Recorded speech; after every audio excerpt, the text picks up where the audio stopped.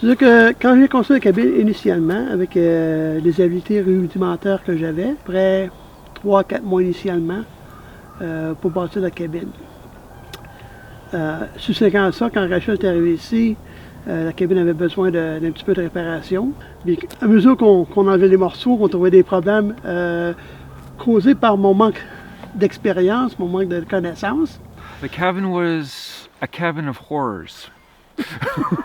When I started to take it apart, it was one problem after another problem after another problem. So in the end, I just pretty much stripped it bare to the bare ribs, to the studs, and I just started rebuilding from there. Like there was nothing pretty much salvageable at all. La rénovation nous a pris en temps partiel à peu près 1 an. Comment cette idée elle est venue de construire une cabine comme ça sur le terrain? L'idée principale, initiale, c'est quand j'ai eu ma première épouse, elle avait déjà des enfants plus vieux. Puis l'idée, c'est d'avoir une place pour eux, de venir visiter, pour rester avec leur mère pour une fin de semaine ou une semaine. La cabine a tenu son unité initiale à peu près pour 1 an. Puis à ce moment-là, il y a le petit programme qui est arrivé dans les airs qui s'appelle Airbnb. Ça veut dire que j'ai rénové la cabine avec le but de mettre une couple de passions ensemble, que ce soit le solaire, qui est une des passions à Rachel, de refaire la cabine puis offrir de quoi d'unique aux voyageurs qui aiment être un peu plus frugaux qu'un hôtel ou qu'un bébé normal, si tu veux. Je crois personnellement que la plupart de nous autres vivent dans des espaces plus grands qu'on a besoin.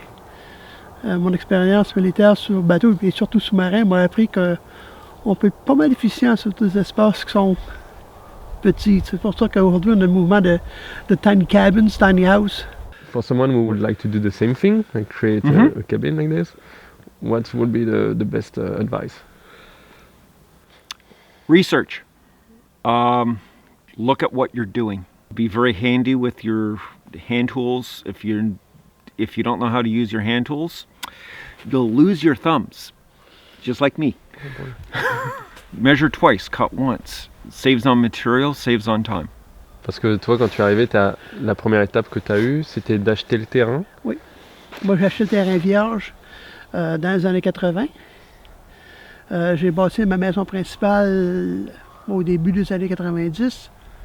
Ça, c'est ça que ça a voulu défricher, le puits, le système septique, l'électricité pour la maison principale. Je crois que si quelqu'un était pour recommencer la cabine aujourd'hui à zéro, le matériel de base, une coupe de 1000 $, moi fini, je figure aujourd'hui 4500 dans l'état qu'elle est aujourd'hui. Il y a encore quelques items que je voudrais rajouter, que ce soit la toilette compostable, que ce soit la petite fournaise au propane, quelques items que je veux rajouter. Je sais que j'ai beaucoup d'argent d'investir ici, mais c'est mon chez moi, quoi. C'est super.